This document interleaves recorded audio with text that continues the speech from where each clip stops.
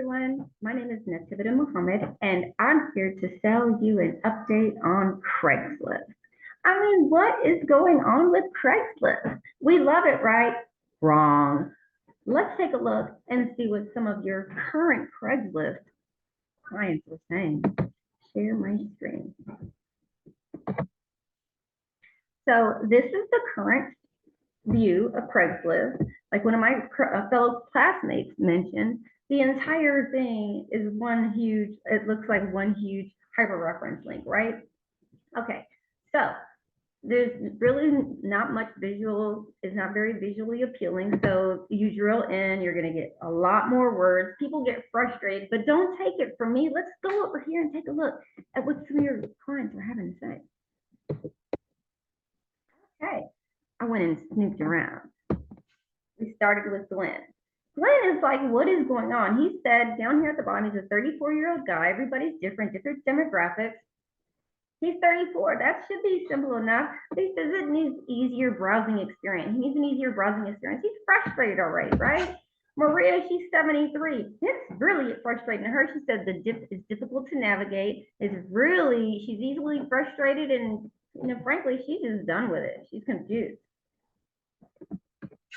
Ariel's young, she's spunky, right? But she says her perception of the website being old, it's challenging and it's hard to follow. So she's bored and she's uninterested already, even though she's cute. Okay, Tommy's not much better with it. He's overwhelmed with all the words. There's too much textual content. There's a lack of visual elements. So he's irritated with the website and he's eager for change. So what can we do? We're going to go in here. We're going to make it easier to move around. We'll make some navigation easier. We're going to improve some of the product pages, making the important information right there, images. And then we're going to come through and we're going to make some interactive features for users. We're going to make a search bar that's going to be really easy for them to find what they're looking for.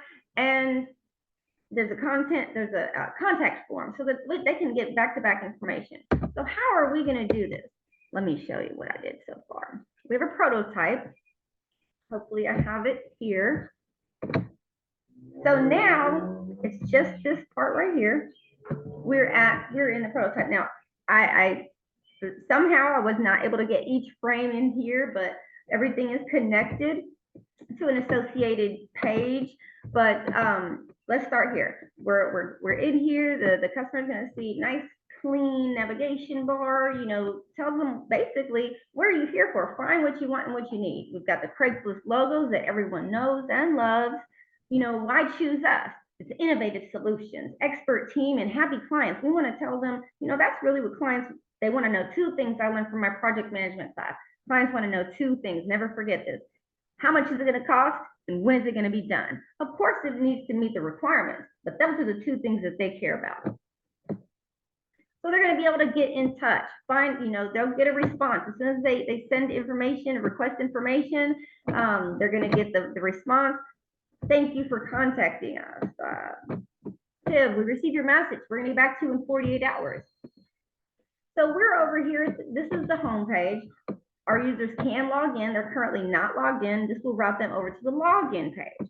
Login page is going to go here. They'll give their credentials to log in, submit. However, should they submit that information incorrectly, they'll quickly be transferred to the HTML page. Error, re-enter, retry, right? Once they successfully log in, they'll be taken over to the home login page. The difference here is they're going to see that they can see hi Tiv, or whoever their name is. I logged in for them. Hi Tiv. So what's different? Really, that's the only thing that's different on this page. It does tell them that they're logged in, but they will be able to click on hi Tiv, which would take them to their profile page. The profile page, they'll be able to see the current information that has been logged in, but they'll be able to actually go in and edit that information as well. When they go in to edit your profile information, once they insert, this will be editable as well. Once they insert that new information, then they go ahead and save. It's going to take them right back to the home login page.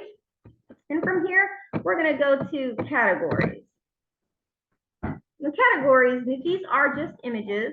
I kind of cheated there. I made the whole button and image, but when they click on that button, we're going to start with housing. Everything else, by the way, is the same.